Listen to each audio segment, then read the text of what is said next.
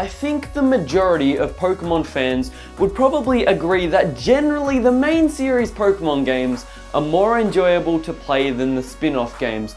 But with that being said, I feel like a lot of the spin-off games are often overlooked when some of them are actually really fun to play. Oi tough trainers, Lance here, and today I'll be counting down the top 5 Pokemon spin-off games.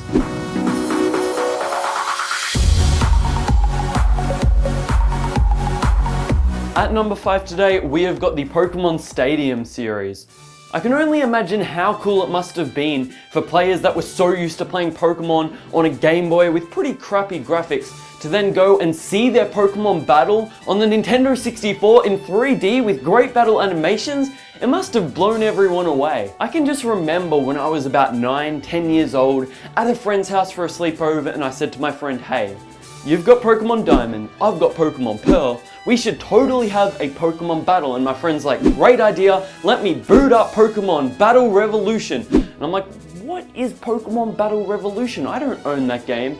And he's like, not a problem, just connect a DS up to the Wii and we can have a battle with even better looking animations and amazing looking graphics. And I was like, whew, this is amazing. How did I only just find out about this now? And I remember being blown away myself. Just seeing a battle look completely different on a big TV screen, it was just an amazing experience. I think being able to transfer your Pokemon from a handheld main series Pokemon game to a Pokemon game on a completely different console is just such a great way to grow your bond with your Pokemon. I think the mini games are really great, and if you're the type of person that always loses to your friend, having mini games that you can potentially beat them in instead works out pretty well. And the Pokemon Stadium games are very difficult to complete with just rented Pokemon, and I guess it's a good thing that the games are difficult since many of the main series Pokemon games are very easy.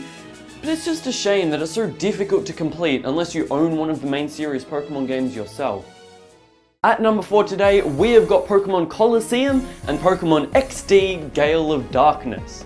If any of the spin-off Pokemon games were main series Pokemon games, these are the 2 games that would be main series Pokemon games. In fact, these games are kind of like Pokemon Stadium, but with an added story mode, so of course they were going to be higher on the list than the Pokemon Stadium series. Pokemon Colosseum and XD Gale of Darkness included a really cool region to explore, but I found the storyline a little bit disappointing, which prevented these games from being higher on the list. Despite the average storyline, these games had some pretty nice features, which I would love to see in future Pokemon games, such as starting off with fully evolved Pokemon in Pokemon Colosseum, and having no wild Pokemon in Pokemon Colosseum, and even better, only encountering wild Pokemon if you want to in XD Gale of Darkness, and Shadow Pokemon, something new that freshened up the Pokemon series. Another thing I really like about Colosseum and XD Gale of Darkness is that so many of the battles are double battles, and I always say when I'm playing through the main series Pokemon games, they should mix it up a bit, because single battles 90% of the time, it gets kind of stale, it gets kind of boring.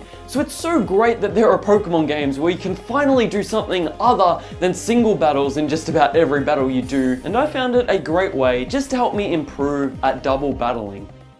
At number 3 today, we have got Pokemon Snap.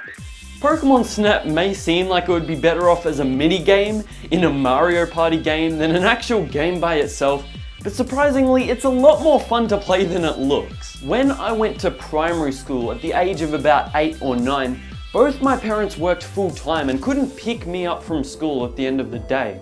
So I had to go to after school care and hang back after school a couple hours with all the other kids that have parents that work. After school care was so freaking boring.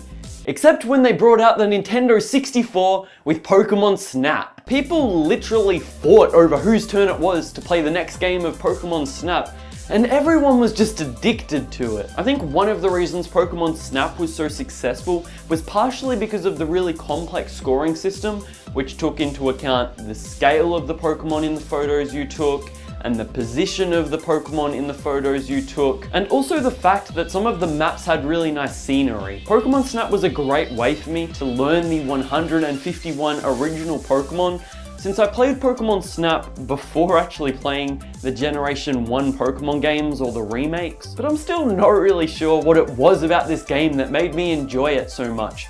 I've always had a bit of a passion for photography, so maybe it's just the fact that the game combined photography and Pokemon, two things that I just love. At number 2, we have got one of the most popular Pokemon spin-off series, the Mystery Dungeon series.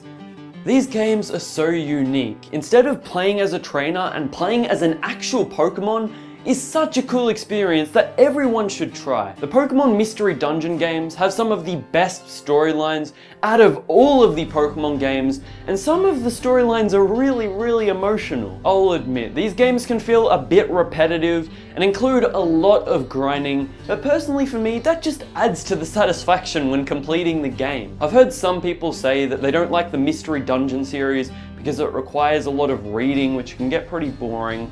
But personally, I found all of the storylines from the Mystery Dungeon games quite engaging, so I've never found that a problem. I think my favourite Mystery Dungeon games are probably Red and Blue Rescue Team, Explorers of the Sky, and Super Mystery Dungeon, but all of them I think are worth playing. I think all of the Mystery Dungeon games have some pretty funny lines, which is good because otherwise they'd be pretty intense and full on.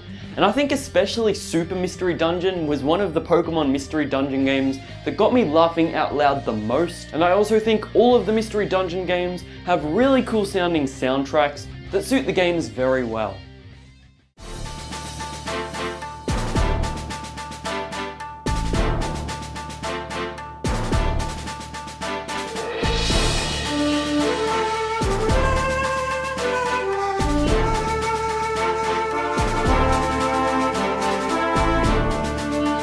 At number 1 today, we have got Pokemon Conquest.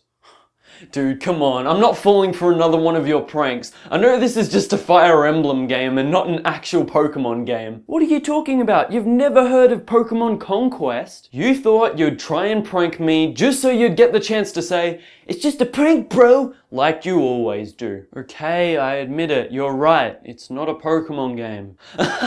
Dude, I knew it. Nice try, but you're not gonna prank me with pranks like that. Oh, you just got pranked. Look right here. It is a Pokemon game. It is a Pokemon game. Come on, man. No need to cry. It's just a prank, bro. Out of all the Pokemon games, this Pokemon game may feel the least like an actual Pokemon game, but it's still so damn enjoyable. This has got to be the most strategic out of all of the Pokemon games, with a fairly high level difficulty, while still maintaining a steady learning curve. Pokemon Conquest is a lengthy game, with the main story taking me around about 20 hours to complete, which is really great. It may not look the most realistic out of all the Pokemon games, but the hand-drawn style they went for I think suits the game very well. On top of this, the game does have an awesome sounding soundtrack, and I also think the sync ratio replacing level up for this game was a nice addition, which helped make things a bit new and exciting. I hope you enjoyed this video. Thanks for watching, it means a lot. If you'd like to see me count down my top 5 favourite Elite Four members, click the video on the left. Or if you would like to see behind the scenes, deleted scenes and bloopers from the month of January this year, click the video on the right. If you enjoyed this video, be sure to leave a like, it really helps me out and it means a lot. And feel free to leave your top 5 favourite Pokemon spin-off games in the comments section below, or suggest a topic for us to count down. There will be links to all my social media in the description below, and I'll hope to see you in one of my future videos. This has been Lance with Lance Countdowns, and as usual, stay tough. Oh, you just got pranked! Look right here, it is a Pokemon game! It is a Pokemon game? Come on, man, no need to cry. It's just a prank, bro! Yo, chill! Dude, it's a prank! It's a prank!